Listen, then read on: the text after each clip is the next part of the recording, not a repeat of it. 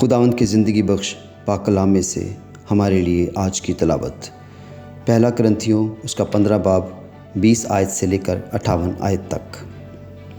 لیکن فی الواقع مسیح مردوں میں سے جی اٹھا ہے، اور جو سو گئے ہیں ان میں پہلا پھل ہوا، کیونکہ جب آدمی کے سبب سے موت آئی تو آدمی ہی کے سبب سے مردوں کی قیامت بھی آئی، اور جیسے آدم میں سب مرتے ہیں ویسے ہی مسیح میں سب زندہ کیے جائیں گے، لیکن ہر ایک اپنی اپنی باری سے، پہلا پھل مسیح، پھر مسیح کے آنے پر اس کے لوگ، اس کے بعد آخرت ہوگی۔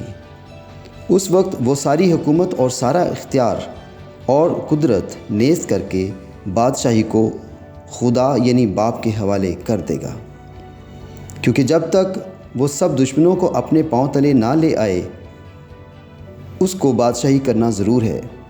سب سے پچھلا دشمن جو نیست کیا جائے گا وہ موت ہے، کیونکہ خدا نے سب کچھ اس کے پاؤں تلے کر دیا ہے۔ مگر جب وہ فرماتا ہے کہ سب کچھ اس کے تابع کر دیا گیا، تو ظاہر ہے کہ جس نے سب کچھ اس کے تابع کر دیا وہ الگ رہا، اور جب وہ سب کچھ اس کے تابع ہو جائے گا تو بیٹا خود کو اس کے تابع کر دے گا، جس نے سب چیزیں اس کے تابع کر دیں، تاکہ سب میں خدا ہی سب کچھ ہو۔ ورنہ جو لوگ مردوں کے لیے بپتسمہ لیتے ہیں وہ کیا کریں گے؟ اگر مردے جی اٹھتے ہی نہیں تو پھر کیوں ان کے لیے بپتسمہ لیتے ہیں؟ اور ہم کیوں ہر وقت خطرہ میں پڑے رہتے ہیں؟ فریب نہ کھاؤ، بری صحبتیں اچھی عادتوں کو بگاڑ دیتی ہیں۔ راست باز ہونے کے لیے ہوش میں آؤ اور گناہ نہ کرو، کیونکہ بعض خدا سے ناواقف ہیں۔ میں تمہیں یہ شرم دلانے کے لیے کہتا ہوں۔ اب کوئی یہ کہے گا کہ مردے کس طرح جی اٹھتے ہیں اور کیسے جسم کے ساتھ آتے ہیں؟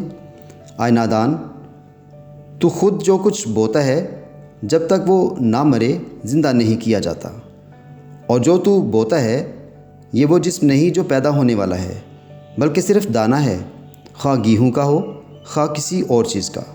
مگر خدا نے جیسا ارادہ کر لیا ویسا ہی اس کو جسم دیتا ہے، اور ہر ایک بیج کو اس کا خاص جسم۔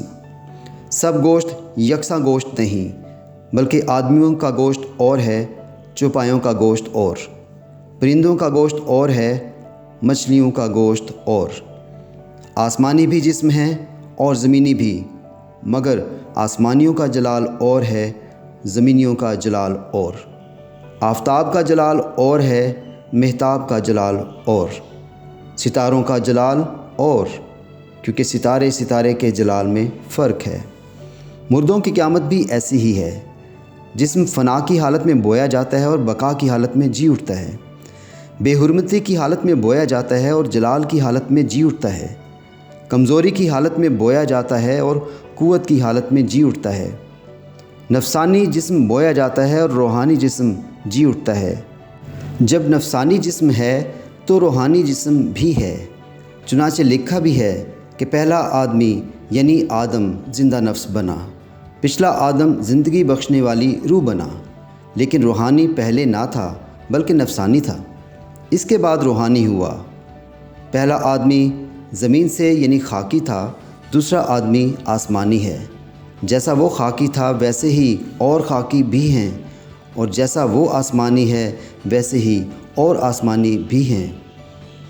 اور جس طرح ہم اس خاکی کی صورت پر ہوئے اسی طرح آسمانی کی صورت پر بھی ہوں گے۔ آئے بھائیو، میرا مطلب یہ ہے کہ گوشت اور خون خدا کی بادشاہی کے وارث نہیں ہو سکتے، اور نہ فنا بقا کی وارث ہو سکتی ہے۔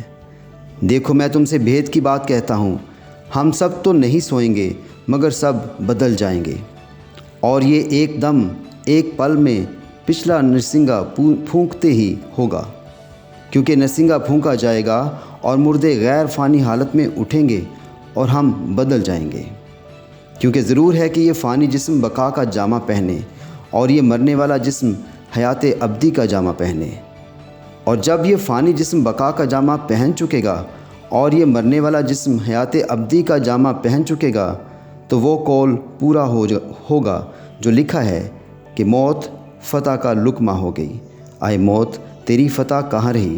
آئے موت، تیرا ڈنگ کہاں رہا؟ موت کا ڈنگ گناہ ہے اور گناہ کا زور شریعت ہے۔